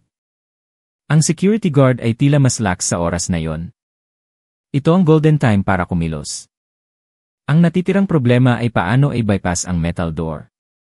Card access at password, kailangan kong makuha ang pareho. Ibinahagi ko ang aking mga observations at difficulties kay Ana at Jose. Pagkatapos ng ilang araw ng discussion, gumawa kami ng isang detalyado at bold na plano. Ang source ni Ana ay tutulungan kami mula sa loob. Ang nurse na yon ay makakakuha ng fingerprint sa access card ng Head of Administration at maghahanap ng paraan para mag-eavesdrop sa password. At ako, kailangan kong distract ang security guard at mag-sneak in. Ang plano ay nabuo. Ang lahat ay nakasalalay sa aming coordination at konting swerte. Sa pagtingin sa blueprint ng ospital na ginawa ko, ang puso ko ay tumatakbo. Ito ay isang malaking gamble. Kung magtagumpay, makukuha namin ang lahat. Ngunit kung mag-fail, mawawala ang lahat at baka pati ang aking buhay. Ngunit hindi na ako takot. Ang apoy ng galit at pagkauhaw sa hustisya ay nagsunog ng lahat ng takot sa akin. Sa susunod na prenatal check-up, sinadya kong gumawa ng isang sitwasyon para makapag-stand ako malapit sa working area ni Direk Eduardo. Pagkatapos ng ultrasound show, sinabi ko sa nurse na medyo nahihilo ako at gusto kong magpahinga sandali sa isang tahimik na lugar bago umalis. Ang nurse ay inutusan ni Elena na alagaan ako na parang isang reyna. Mabilis niya akong inalalayan sa waiting benches sa dulo ng hallway sa administrative area, isang lugar na may kaunting tao. Umupo ako doon, nagpapanggap na nakapikit at nagpapahinga, ngunit ang aking mga tainga ay nakatutok sa lahat ng tunog sa paligid. Ang pinto sa kwarto ni Direk Eduardo ay ilang hakbang lang mula sa akin at medyo nakabukas. Sa sandaling yon, lumabas si Paolo na may mukhang medyo worried. Kumatok siya at pumasok sa kwarto ng kanyang tatay. Hindi tuluyang nagsara ang pinto, nag-iwan ng isang maliit na gap. Isang unexpected lock. Hindi ako huminga, nakatutok ang aking tainga. Pa, may gusto akong sabihin sa'yo. Ang boses ni Paolo ay nag-aalangan. Ano yon at mukha kang tense? Ang boses ni Direk Eduardo ay narinig, kalmado pa rin at powerful. Upo ka. May isang sandali ng katahimikan pagkatapos ay nagsalita si Paolo. Ang boses ay mas mahina na parang takot na may makarinig. Tungkol kay Maria at sa bata. Hindi ako mapakali. Pa, kahit na ang prenatal screening tests ngayon ay napakamoderno, mayroon pa ring risk. Paano kung ang bata ay ma-inherit sa akin? Ano ang gagawin natin? Tumawa si Direk Eduardo ng may malamig na tawa. Akala ko itatanong mo yan. Bata ka pa. Tama lang na mag-alala ka, pero huwag mong hayaang masira ng pag-aalala mo ang isang malaking bagay. Huwag kang mag-alala, may ready-made plan na ako. Plan? Anong plan, pa? Una, sabi ni Direk Eduardo ng malinaw. Gagamitin natin ang mga most advanced medical methods para mag-intervene habang nasa sinapupunan, i-minimize ang risk of infection hanggang sa pinakamababang level. Pangalawa, kapag ang bata ay ipinanganak na, agad natin siyang bibigyan ng isang special drug para siyang isang huling preventive vaccine. Ang lahat ay nasa ilalim ng aking kontrol. Drug? Anong klaseng gamot ang may ganoong epekto, pa? Ligtas ba ito para sa bata? Sunod-sunod na tanong ni Paolo. Ang pag-aalala sa kanyang boses ay lalong lumilinaw. Ang boses ni Direk Eduardo ay naging harsh, mukhang naiinit. Hindi mo kailangang malaman kung anong gamot iyan, kailangan mo lang malaman na ayusin nito ang problema. At tungkol sa safety, wala namang perfectly safe sa mundo. Kung gusto mong magtagumpay sa isang malaking bagay, kailangan mong tanggapin ang kaunting risk. Kailangan mong maintindihan, ang apo na ito ay hindi lang ang aking apo kundi ang lucky charm para sa aking political career. Ito ang kinabukasan ng buong pamilya. Dapat itong maging malusog. Naiintindihan mo? By all means. Bawat salita ni Direk Eduardo ay parang isang sledgehammer na tumama sa aking dibdib. Isang special drug, tanggapin ang kaunting risk, by all means. Bigla kong naunawaan ang isang nakakakilabot na katotohanan. Hindi lang nila plano na itali ako gamit ang bata na ito, handa rin silang igamble ang buhay ng isang sanggol. Kung ang bata ay hindi ayon sa kanilang gusto, baka hindi sila mag-aalinlangan na ayusin ito para itago ang kanilang lihim at protektahan ang kanilang kinabukasan. Ang kanilang cruelty ay lampas na sa lahat ng limitasyon ng pagiging tao. Maging ang isang nilalang na may sarili nilang dugo, kaya nilang walang awain na isakripisyo. Umupo ako ng walang galaw sa upuan, ang buong katawan ko ay malamig. Tapos na ang pag-uusap sa loob. Lumabas si Paolo na may stunned look. Nakita niya ako, napakalaki ng gulat, at mabilis na bumalik sa pagiging kalmado. Bakit? Anong ginagawa mo dito? Medyo pagod lang ako, kaya nagpapahinga ako sandali. Sagot ko, sinisikap na huwag manginig ang aking boses. Ano ang pinag-uusapan niyo ng tatay mo? Iniiwasan ni Paolo ang aking mga mata. Wala, tungkol lang sa trabaho sa ospital. Okay ka na ba? Iuwi na kita. Tumango ako, hinayaan siya na alalayan ako. Ngunit sa aking puso, may isang bagyo na sumisigaw. Kailangan kong kumilos ng mas mabilis. Hindi ko hahayaang magkaroon ng mas maraming oras ang mga demonyo na ito para gawin ang kanilang barbaric plans. Ang mga sumunod na araw, lagi akong may kakaibang pakiramdam, parang may isang invisible pair of eyes na walang tigil na nagmumonitor sa akin. Maging sa bahay o sa labas, naramdaman ko na may nag-oobserba sa bawat kilos ko. Hindi ko alam kung tao ba yon ng pamilya Reyes o dahil lang sa sobrang tense ko kaya ako naghahalusinate. Isang hapon, nang nasa apartment ako, biglang tumunog ang doorbell. Tiningnan ko sa peephole at nagulat ako. Ang nasa labas ay si Teresa. Ano ang ginagawa niya dito? Mag-isa at walang abiso. Sabi ng aking kutob, may masamang mangyayari. Huminga ako ng malalim at binuksan ang pinto. Nakasuot si Teresa ng isang branded office dress, ang kanyang mukha ay naka-makeup, ngunit hindi maitago ang pagod at inis. Hindi niya ako hinintay na imbitahin, dire-diretso siyang pumasok sa bahay, umupo sa sofa na parang bahay niya. Mag-isa ka lang dito. Okay lang naman. Maliit ang apartment pero malinis. Sabi niya, ang kanyang tono ay mayabang at sarcastic. May kailangan po ba kayo, ate? Direkta kong tanong, ayaw kong maging circuitous. Ngumisi si Teresa. Hindi ba ako pwedeng bisitahin ang magiging manugang na nagdadala ng treasure ng pamilya Reyes? Pumunta ako para tingnan kung kumusta ka, kung may kailangan ka para masabi ko sa mga magulang ko. Salamat po sa pag-aalala, ate. Okay lang po ako. Biglang sumandal si Teresa, tumingin sa akin ng matalim, nagdududa na mata. Okay ka ba talaga? Alam mo ba na naglalaro ka ng isang delikadong laro, Maria? Sa tingin mo ba, ang pagkakaroon ng bata sa tiyan mo ay makukuha mo na ang lahat? Masyado kang inosente. Ang puso ko ay kumabog. Ano ang sinasabi niya? Baka may nalaman siya. Sinikap kong maging kalmado ang aking mukha. Hindi ko po naintindihan ang sinasabi niyo. Hindi mo naintindihan? Tumawa si Teresa ng mockingly. Hayaan mong sabihin ko sa'yo. Ang aming pamilya ay hindi simple na tulad ng iniisip mo. Ang tatay ko, kaya niyang gawin ang lahat para makuha ang kanyang goal. Ang kapatid ko, isa siyang duwag, ngunit kapag na-corner siya, kaya rin niyang maging siraulo. Sino ka ba para makalusot sa kanila? Ang kanyang mga salita ay parang isang babala at isang test. Tinatest niya ang aking reaksyon. Nagpa siya akong manahimik para makita kung ano ang susunod niyang gagawin. Nang makita na wala akong reaksyon, mukhang naiinip si Teresa. Tumayo siya at pabalik-balik sa kwarto. I told you the truth, hindi kita gusto. Ayaw ko na ang isang tao na tulad mo ay papasok sa aming pamilya, ngunit mas ayaw ko na ang buong pamilya ay bumagsak dahil sa isang lihim na hindi maitatago habang buhay. Ang kwento mo at ni Paolo ay maagang madaling lalabas. Kapag nangyari yon, hindi lang ikaw ang malulugi kundi pati na rin ako. Ah, kaya pala. Naiintindihan ko na.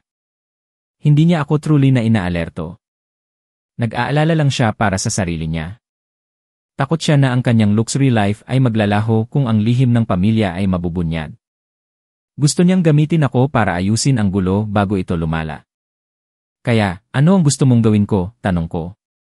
Huminto si Teresa, lumingon sa akin. Nasa iyo yan.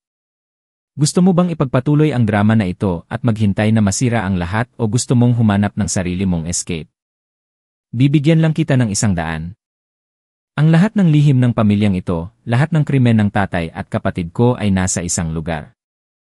Ang record storage room ng ospital. Sabi niya at parang aksidenteng napagbulong, ang boses ay puno ng contempt. Nakakatawa ang security ng ospital. Ang kwarto na naglalaman ng mga top secret documents ay may password na ang date of establishment lang ng ospital, isang joke lang. Okay, masyado na akong nagsalita, mag-isip ka na. Pagkatapos, sinuot ni Teresa ang kanyang sunglases, kinuha ang kanyang handbag at umalis, hindi man lang nagpaalam. Nakatayo ako nang walang galaw sa kwarto. Isang napakahalagang impormasyon ang nabunyag sa isang unexpected na paraan. Ang password ay ang date of establishment ng ospital. Sinadya itong i-reveal ni Teresa sa akin. Gusto niya akong mag-infiltrate, kumuha ng proof at ibagsak ang kanyang pamilya. Gusto niya akong maging isang pawn sa kanyang laro. Kahit na alam ko ang motive ni Teresa, hindi ko maaaring idenin na ito ay isang divine opportunity na kailangan ko. Sa gabing iyon, nagkaroon ako ng isang emergency meeting kasama si Jose at Ana. Sinabi ko sa kanila ang tungkol sa unexpected visit ni Teresa at ang impormasyon tungkol sa password na sinadya niyang i-reveal. Ang date of establishment ng ospital, bulong ni Jose. Isang napakasimpleng password. Ang overconfidence ni Direk Eduardo ay minsan nagiging deadly oversight. Ito ay isang trap, ngunit isang opportunity din. Sabi ni Ana, ang kanyang mga mata ay puno ng determination. Gagamitin natin ang intensyon ni Teresa na ayusin ang gulo ng kanyang pamilya. Ang aking source ay nagpadala na ng signal na copy na niya ang access card ng Head of Administration. Ang lahat ay handa na. Maria, kaya mo ba? Tumingin ako sa kanyang mga mata, ang aking boses ay matatag. Kaya ko ang lahat. Kikilos tayo bukas ng tanghali. Kinabukasan ng tanghali, pumunta ako sa ospital. Ang rason ay masama ang pakiramdam ko at kailangan ng isang emergency check-up. Perfect ang aking drama, madali kong nalusutan si Elena sa telepono. Ayon sa plano, ang nurse na source ay nag-iwan ng isang uniform sa locker sa seal sa ikatlong palapag. Mabilis akong nagpalit, nagsusuot ng cap, face mask, at naging isang unremarkable nurse. Ang puso ko ay kumabog na parang isang drum nang maglakad ako patungo sa administrative area. 12 oras 30 minuto. Ang hallway ay walang tao, isang security guard lang ang nakaupo sa desk, ang kanyang mga mata ay sleepy na nanonood ng telepono. Sa sandaling iyon, sa kabilang dulo ng hallway, may isang malakas na crash na narinig, sinundan ng malakas na sigaw ng aming allied nurse. Naku, nabasag ang oxygen tank. Sir, tulungan niyo po ako. Delikado po. Nagulat ang security guard, mabilis siyang tumayo at tumakbo sa pinanggalingan ng sigaw. Ilang segundo lang ang oras, mabilis akong lumapit sa metal door. Nanginginig kong naswipe ang access card. Isang maliit na beep ang narinig at ang berdeng ilaw ay umilaw. Mabilis kong pinindot ang password, ang date of establishment ng ospital. Isang dry click ang narinig at ang pinto ay bumukas. Nagslip ako sa loob at agad na sinarado ang pinto. Sa loob ay isang malamig na kwarto, walang bintana, tanging ilaw lang ng fluorescent lamps, ang hangin ay makapal sa amoy ng lumang papel at alikabok. Dose-dosenang mga kabinets ang nakasalansan na naglalaman ng libu-libong folders. Wala akong maraming oras, direkta akong pumunta sa kabinets na may label na si hinahanap ang pangalang Paulo Reyes. Maraming folders na may pangalan niya, ngunit lahat ay ordinaryong medical records. Alam ko na ang original medical records ay tiyak na nasa isang espesyal na lugar. Tumingin ako sa paligid, nakita ko ang isang maliit na safe na nakatago sa likod ng isang kabinet. Sinubukan kong gamitin ang parehong password kanina. Isang C-click na naman, ang safe ay nabuksan. Sa loob ay isang folder lang, sa labas ay may pulang stamp na E-secret. Binuksan ko at ito na yon. Ang original lay medical records ni Paolo na may malinaw na positive test results at ang signatures ng mga initial doctors. Nandoon din ang pangalan ni Dr. Jose. Pagkatapos ay pumunta ako sa seksyon ng E-Research and Cooperation. Doon ay nakita ko ang mga makapal na folders na naglalaman ng mga illegal drug trials. Sa loob ay ang listahan ng mga pasyente, ang monitoring reports at ang mga lucrative contracts na pinirmahan sa mga pharmaceutical companies na may unmistakable signature ni Direk Eduardo Reyes. Nanginginig kong kinuhaan ng litrato ang bawat pahina gamit ang aking telepono. Nang nasa gitna ako ng pagkuha ng litrato, isang papel ang nahulog mula sa loob, pinulot ko ito at nastun ako. Ito ay isang pre-written sperm donation contract. Ang party O ay isang sperm bank, ang party Y ay si Paolo at Maria. Ang content ay nagsasabi na voluntaryo naming tinatanggap ang donated sperm para magkaanak. Ito ang kanilang iplan Y. Isang kasinungalingan na inihanda para i-legitimize ang isang bata na hindi nila kadugo kung kailangan. Ang kanilang cruelty at kalkulasyon ay walang limit. Mabilis kong kinuhaan ng litrato ang kasuklam-suklam na contract na yon. Nang isinuot ko ang aking telepono, narinig ko ang mga footsteps sa labas ng hallway. Bumabalik na ang security guard. Mabilis kong ibinalik ang lahat sa dati nitong posisyon, nilock ang safe at ang kabinet, at dahan-dahang lumabas. Mabilis akong pumunta sa Siri, on time na bumalik ang security guard sa kanyang desk, at nagpalit ako ng damit. Lumabas ako ng ospital, mahigpit na hawak ang telepono na naglalaman ng pinakamalakas na proof. Ang araw ng tanghali ay tumama sa aking mukha, ngunit wala akong naramdamang init. Ang puso ko ay may lamig ng galit at matatag na determination. Ang end ng pamilya Reyes ay malapit na. Ilang linggo pagkatapos ng matagumpay na infiltration, nang akala ko ay may mas maraming oras ako para isolidify ang proof at magplano ng mas maigi, biglang nag-strike ang pamilya Reyes. Si Direk Eduardo, na may lumalaking political ambition, ay nagpasya na mag-organisa ng isang malaking party sa isang 5-star hotel. Ang party na ito ay may dalawang layunin, una ay para i-lobby ang kanyang kandidatura para sa city council member. Ang pangalawa ay para opisyal na ipahayag ang magandang balita sa high society. Ako ay itinulak sa sentro ng party, naging isang kasangkapan para ipulish ang pangalan ni Direk Eduardo. Pinilit niya akong magsuot ng isang gorgeous evening gown, naka-makeup, at hand-in-hand kami ni Paolo sa pagbati sa lahat ng mesa. Sa harap ng daan-daang bisita, mga successful businessmen, mga powerful politicians, hinawakan ni Direk Eduardo ang aking kamay, ang boses ay malakas at puno ng pride. Gusto kong ipakilala sa inyo, ito si Maria, ang magiging manugang ng aming pamilya. Hindi lang siya maganda at well-mannered kundi nagdadala rin siya ng dugo ng pamilya Reyes, ang aking pangunahing apo. Malakas na palakpakan ang narinig. Ang lahat ng mata ay tumingin sa akin, may paghanga, may inggit. Ngumiti lang ako, isang perfect smile na pinraktis sa salamin, ang aking kamay ay dahan-dahang inilagay sa aking flat tummy, ginaganap ang papel ng isang perfectly happy woman. Ngunit sa loob ko ay may matinding kasuklam-suklam. Pakiramdam ko'y isa akong merchandise na na-display, isang puppet na kinokontrol ng strings. Ang climax ng drama ay nang hawakan ni Direk Eduardo ang isang baso ng wine at umakyat sa stage. Pagkatapos ng isang flowery speech tungkol sa kanyang mga contributions sa medical industry at mga promises para sa kinabukasan kung siya ay manalo, bigla siyang tumingin sa akin at kay Paolo at boldly na nag-anunsyo. Sa masayang okasyon na ito, gusto ko ring i-anunsyo ang isang mahalagang balita. Para doble ang kaligayahan, nagpasya ang aming pamilya na ang kasal ng aking anak, si Paolo Reyes at si Maria, ay gaganapin sa susunod na linggo. Ang buong kwarto ay muling nagsabog sa palakpakan at congratulations. Ngunit ako ay naka-freeze. Susunod na linggo? Isang linggo na lang. Masyadong mabilis ang lahat, masyadong biglaan. Ito ay isang malinaw na trap. Hindi niya ako binigyan ng pagkakataon na tumanggi o magpaliban. Ipinipilit niya ako sa isang passive position, pinipilit ako na pumunta sa altar, itali ang aking buhay sa criminal family na ito bago pa ako makagawa ng anumang bagay. Tiningnan ko si Paolo at ang kanyang mukha ay medyo pale, baka hindi rin niya alam ang desisyon na ito. Si Elena ay nagbibigay ng isang satisfied smile, habang si Teresa ay tumitingin sa akin ng makabuluhang mata na parang sinasabi, kita mo na. Binalaan na kita. Ang party ay natapos sa joy ng pamilya Reyes at sa aking pagkalito. Matagumpay nilang na-corner ako. Ngunit hindi nila alam na kapag ang isang hayop ay na-corner, nagiging mas delikado ito kaysa kailanman. Sa gabing iyon, gumawa ako ng rason na pagod ako at hindi umuwi sa kanila, kundi nagtaksi ako sa aming secret meeting point.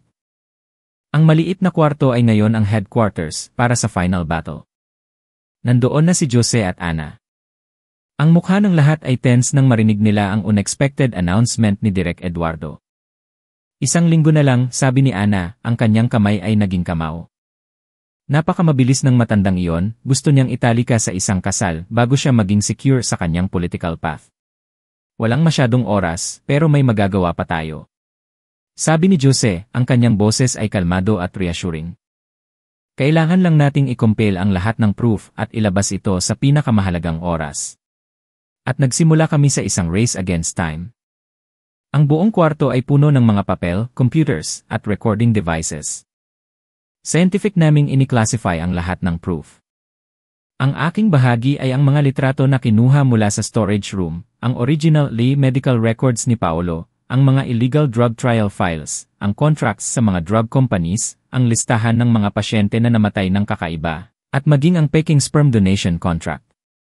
Bukod pa rito, may isa pa akong secret weapon. Sa buong panahon, patago akong gumagamit ng isang maliit na recorder para i-record ang mga mahahalagang pag-uusap kina Paolo at sa kanyang pamilya.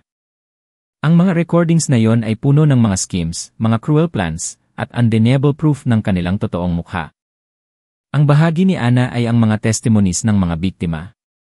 Napilit niya ang 3 sa 5 babae na maging witness. Ang kanilang mga kwento ay na-record at na-video, sila ay parang mga kutsilyo na tumusok sa imahe ng isang hypocrite na pamilya na sinikap ng pamilya Reyes na itayo. Ang bahagi ni Jose ay ang mga professional medical analysis na nagpapakita ng serious violations sa treatment at drug trial process sa Victory Hospital. Siya rin ang nakipag-ugnayan sa mga passionate journalists, ang mga taong pinagkakatiwalaan niya na hindi mabibili ng pera. Nagtrabaho kami ng walang tigil. Alam naming 3 na hindi lang ito isang revenge kundi isang laban para sa hustisya.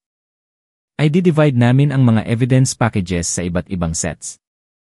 Ang bawat package ay may specific target, isa para sa mga malalaking news agencies, isa para sa Department of Health, isa para sa investigation agencies, at isang special package na mas kumpleto ay ipapadala sa City Council. Ang huling plano ay nabuo. Hindi kami kikilos bago ang kasal. Hahayaan namin ang pamilya Reyes na i-enjoy ang huling araw ng kanilang bliss at arrogance. Ang attack ay ilalabas sa mismong 9 ng umaga sa araw na may huling hearing si Direk Eduardo para sa kanyang candidacy. Sa oras na yon, nasa tuktok siya ng kanyang power, at sa oras ding iyon ay ibabagsak namin siya sa kailaliman ng impyerno. Ang mga huling araw ay lumipas sa matinding tensyon. Kailangan ko pa ring mag-try ng wedding dress, kumuha ng wedding photos, mukhang masaya sa tabi ni Paolo, ngunit sa aking puso ay nagbibilang ako ng bawat oras. Sa umaga ng fate, ang langit ng Manila ay malinaw, walang ulap, ngunit alam ko na may isang bagyo na paparating. Sa City Council Hall, si Direk Eduardo Reyes ay nakasuot ng isang eleganteng suit, at may kumpiyansa na nakatayo sa podium, nagpepresenta ng kanyang mga plano at ambitions. Nasa malapit na siya sa tuktok ng power na pinangarap niya. Eksaktong 9 ng umaga. Sa aming secret room, ang 3 daliri namin, ako, si Ana at Jose ay sabay-sabay na pinindot ang e-send sa computer. Ang maraming emails na puno ng proof ay sabay-sabay na ipinadala. Kasabay nito, ang mga link sa mga documents, videos, at recordings ay in-upload sa mga anonymous social media accounts. Nagsimula na ang bagyo. Sa hall, nagsimulang mag-vibrate ang mga telepono. Sa simula ay may mga maliit na bulungan, pagkatapos ay nagbago ang mga mukha. Isang matandang council member ang nakaupo sa harap na hilera ay biglang tumayo, nagtataas ng kanyang tablet. Ang galit na boses ay nag-echo sa buong kwarto. Chairman, I move to suspend the hearing. Mayroon kaming napakaseryosong impormasyon tungkol sa moral character at legal standing ng kandidato na si Eduardo Reyes. Si Direk Eduardo ay nakatayo sa podium, ang kanyang mukha ay naging pale. Hindi pa niya naiintindihan kung ano ang nangyayari nang bumukas ang malaking pinto ng hall. Isang grupo ng mga pulis at health inspectors ang pumasok, dire-diretso silang lumapit sa kanya. Isang inspektor ang malakas na bumasa ng arrest warrant at ang desisyon na i-seal ang Victory Hospital para sa investigasyon. Ang empire ng pamilya Reyes ay bumagsak sa loob ng ilang minuto. Sa harap ng daan-daang council members at media cameras, si Direk Eduardo ay nanginginig at bumagsak sa podium. Ang imahe ng isang respetadong hospital director, isang promising na kandidato na nakaposas at ina-escort palabas ng hall ay agad na kumalat sa lahat ng news outlets. Kasabay nito, ang Victory Hospital ay na-lockdown. Ang mga pasyente ay nagpanik, ang mga medical staff ay nagulat. Isang empire na itinayo sa krimen ay sa wakas ay nagbayad na. Nang marinig ang masamang balita, si Paolo ay parang isang siraulo. Hindi niya makontak ang kanyang tatay. Tinawagan niya ako, ngunit hindi ko sinagot. Nagmaneho siya papunta sa aking apartment. Bang! Bang! Bang! Malakas siyang kumatok sa pinto. Kalmado akong binuksan ang pinto. Sa harap ko ay isang Paolo na ganap na iba, ang kanyang buhok ay gulo-gulo, ang kanyang mga mata ay pula, ang kanyang mukha ay crumpled sa galit at takot. Ikaw! Ikaw ang may gawa ng lahat ng ito, hindi ba? Nagngingit-ngit siyang sumigaw, pumasok at hinawakan ang aking mga balikat. Hindi ako natakot. Malamig akong tumingin sa kanyang mga mata. Ako ang gumawa. Nagulat ka ba? Bitch! Pinagkatiwalaan kita, napakabait ng pamilya ko sa'yo, bakit mo ginawa ito? Sigaw niya, ang kanyang mga kamay ay mahigpit na humawak sa aking balikat, masakit. Mabait? Tumawa ako ng mapait at contemptuous ng ngiti. Ang pagiging mabait ba ay ang lokohin ako tungkol sa iyong nakamamatay na sakit? Ang pagiging mabait ba ay ang magplano na gumamit ng isang bata para itali ako? Ang pagiging mabait ba ay ang tingnan ako na parang isang breeding machine lang? Malakas kong tinulak ang kanyang mga kamay, umatras ako ng ilang hakbang. Makinig ka sa ginawa ng iyong moral family. Pinindot ko ang i-play sa Bluetooth speaker na nasa mesa. Ang mga recordings ay narinig ng malinaw. Ang boses ni Elena, ni Direk Eduardo at maging ang kanyang sarili, na may mga schemes, mga cruel words. Si Paolo ay naka-frozen, ang kanyang mukha ay naging pele at pagkatapos ay berde. Hindi siya makapaniwala na na-record ang lahat. Sa sandaling iyon, bumukas ang pinto. Pumasok si Jose kasama ang mga pulis. Paolo Reyes, na-arrest ka dahil sa intentional transmission of lay at mga related charges. Sumama ka sa amin. Tumingin si Paolo sa akin nang may galit at pagkatapos ay bumagsak sa sahig. Ang laro ay tapos na. Pagkatapos na ina-escort si Paolo, ang aking kwarto ay naging tahimik. Ngunit sa labas, ang media storm ay nagsisimula pa lang. Ang kaso ng pamilya Reyes ay naging sentro ng atensyon ng lipunan. Ang lahat ng kanilang mga krimen, mula sa panloloko, intentional infection sa mga babae hanggang sa illegal drug trials sa mga pasyente, ay na-expose sa lahat ng news outlets. Nang marinig ni Elena na na-arrest ang kanyang asawa at anak, hindi na siya makapagpanggap. Talaga siyang nahimatay. Isang stroke ang nagpapadala sa kanya sa ospital na may half-body paralysis. Baka yon ang karma na nararapat sa kanyang mga evil schemes. Si Teresa, sa kanyang katalinuhan at kalkulasyon, ay mabilis na kumuha ng kanyang sariling lawyer at voluntaryong nakipagtulungan sa mga investigation agencies para makuha ang leniency. Itinapon niya ang lahat ng kasalanan sa kanyang tatay at kapatid, ginawa niya ang sarili niyang isang passive outsider. Ang investigasyon ay naganap ng mabilis. Mula sa mga files na ibinigay namin, natuklasan ng pulis ang mas horrible na krimen. Natuklasan nila ang isang murder case na nangyari ilang taon na ang nakakaraan. Ang biktima ay isang 15-year-old boy na may acute appendicitis, si Paolo, na noon ay isang intern doctor. Dahil sa pagiging lasing, mali ang kanyang diagnosis, iniisip na ang bata ay may simpleng stomach ache. Ang kanyang negligence ay nagresulta sa hindi na-rescue ang bata sa oras at namatay. Ginamit ni Direk Eduardo ang pera at power para i-cover up ang buong bagay, ginawa itong isang pagkamatay dahil sa unforeseen complications. Ang mahirap na pamilya ng biktima ay napilitang tumanggap ng isang maliit na compensation at manahimik. Ang court trial ng pamilya Reyes ay public na nakakuha ng atensyon ng maraming tao. Ako, si Ana, at ang iba pang mga biktima ay nandoon bilang mga witness. Sa harap ng court, sina Direk Eduardo at Paolo ay hindi na ma-maintain ang kanilang dating dignity. Nagsimula silang mag-blame sa isa't isa. Sinabi ni Direk Eduardo na ang lahat ng ginawa niya ay para sa kinabukasan ng kanyang anak, para sa honor ng pamilya. Ay bin-aim niya ang reckless lifestyle ni Paolo na nagdulot ng sakit, pinilit siya na hanapin ang paraan para i-cover up ito. Sa kabilang banda, umiiyak si Paolo, sinasabing ang overprotection at pressure ng kanyang tatay ang nagpabago sa kanya sa isang cowardly, irresponsible person. Sinabi niya na si Direk Eduardo ang nagturo sa kanya na gamitin ang pera at power para itago ang kanyang mga kasalanan sa halip na harapin ito. Ang aming mga testimonies kasama ang mga undeniable proof ay naglantad sa kanilang kasuklam-suklam na mukha.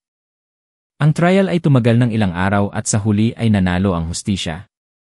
Ang huling sentence ay inihayag, si Eduardo Reyes, sa mga charges tulad ng abuse of power, organizing illegal drug trials na nagdulot ng seryosong consequences, at covering up crimes, ay nakatanggap ng pinakamataas na sentence, life imprisonment. Si Paulo Reyes sa kaso ng intentional transmission of Lee sa maraming tao, at manslaughter dahil sa negligence ay nakaharap sa 20 years sa kulungan. Si Elena bilang isang accomplice ay na-sentence ng 3 years sa kulungan ngunit na-suspend dahil sa kanyang kalusugan. Si Teresa, dahil sa kanyang kooperasyon at hindi direktang paglahok sa mga pangunahing krimen, ay nakatanggap ng mas magaan na sentence sa kaso ng not reporting a crime. Sa araw ng sentencing, nakita ko ang mga luha na tumutulo sa mukha ni Ana at ng iba pang mga babae. Hindi iyon luha ng kalungkutan kundi luha ng paglaya. Ang multo na nagbabalik-balik sa kanilang buhay sa loob ng maraming taon ay sa wakas ay nakulong na. Ang hustisya ay maaaring dumating ng late, ngunit hindi ito kailanman nawawala. Ilang buwan pagkatapos ng trial, ang aking buhay ay unti-unting bumalik sa normal. Ang madilim na nakaraan ay natapos na, ngunit binago rin ako nito magpakailanman. Hindi na ako ang inosente at mahina na Maria noon. Ako ay naging malakas, matatag, at alam ko kung ano ang gusto ko at kung ano ang kailangan kong gawin. Ako, si Ana, at si Jose ay nagpasya na gawing isang kapaki-pakinabang na aksyon ang aming sakit at galit. Magkasama naming ginamit ang bahagi ng pera na ibinigay sa akin ng korte bilang compensation para magtatag ng isang non-profit organization na tinawag na Healthcare Advocates. Ang layunin ng organization ay magbigay ng legal advice, psychological support, at financial assistance sa mga biktima ng frauds at misconducts sa medical industry. Gusto namin na ang aming kwento ay maging isang warning sa lipunan at isang source of encouragement sa mga taong nagdurusa sa kawalan ng hustisya ngunit takot magsalita. Ang bagong trabaho ay naka-absorb sa amin. Si Jose pagkatapos umalis sa Victory Hospital ay tumanggi sa maraming offers mula sa mga malalaking ospital para i-devote ang kanyang sarili sa organization. Siya ang naging professional consultant. Samantala, ako at si Ana ang responsible sa pakikipag-ugnayan at pagbabahagi ng mga kwento sa mga biktima. Sa pagtulong sa iba at makita sila na unti-unting nakakakuha ng tiwala at lakas ng loob, pakiramdam ko'y ang aking buhay ay may mas malalim na kahulugan kaysa kailanman. Ang aming relasyon ni Jose ay natural na lumago mula sa mga araw na magkasama kami. Hindi lang siya ang taong nag-save sa akin mula sa isang tragedy, kundi siya rin ang taong umunawa, nakibahagi, at laging nasa tabi ko sa pinakamahirap na oras. Isang hapon, habang ako at si Althea ay tumitingin sa mga lumang litrato. Si Althea ay biglang nagturo sa isang litrato na kinuha sa isang college volunteering trip at sumigaw, "Maria, tingnan mo. Pamilyar ba ang taong ito?" Nag-skint ako. Sa litrato ay isang grupo ng mga estudyante na nakasuot ng asul na volunteer shirts, at isa sa kanila, isang batang lalaki na may gentle, intellectual na mukha, ay si Jose noong bata pa siya. Napakalaki ng gulat ko. Sabi ni Althea, noon ay may mataas siyang lagnat sa trip at ang medical student na yon, na si Jose, ang nag-alaga sa kanya at tinulungan siyang gumaling. Sa gabing yon, sinabi ko kay Jose ang kwento. Tumawa siya, isang gentle at warm na tawa. Sinabi niya na naalala pa niya ang masiglang education student na yon. Kaya pala ang kapalaran ay pinagtagpo na kami matagal na, hindi lang namin ito napansin. Ang invisible thread na yon ay nag-ugnay sa amin at nang nasa pinakadulo na ako, siya ay lumabas na parang isang tagapagligtas. Ang aking kwento ay nagkaroon ng ibang ending kaysa sa pinangarap ko. Hindi ito isang fairy tale tungkol sa isang prinsipe at prinsesa, kundi isang journey na puno ng struggle para hanapin ang hustisya at ang aking sarili. Nawala ako sa isang pekeng pag-ibig ngunit nakahanap ako ng isang totoong pag-ibig, isang noble purpose sa buhay. Ngayong umaga, ako at si Jose ay nakatayo sa balcony ng office ng organization, tumitingin sa mga taong nagmamadali sa Manila. Ang araw ng umaga ay dahan-dahang sumisikat. Nagsisimula na naman ang isang bagong araw. Dahan-dahan kong hinawakan ang kanyang kamay, ang aking puso ay puno ng kapayapaan at pag-asa. Ang nakaraan ay nasa likod na at isang maliwanag na kinabukasan ang naghihintay sa akin.